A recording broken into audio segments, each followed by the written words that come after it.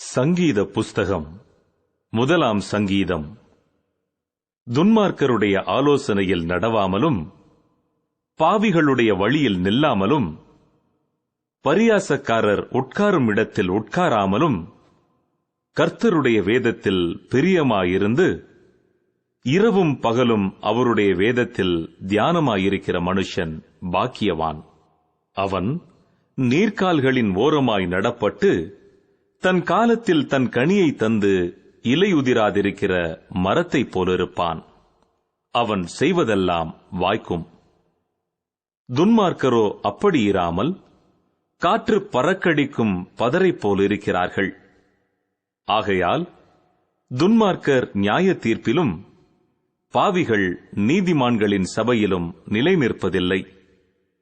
கர்த்தர் நீதிமான்களின் வழியை அறிந்திருக்கிறார், துன்மார்க்கரின் வழியோ அழியும்.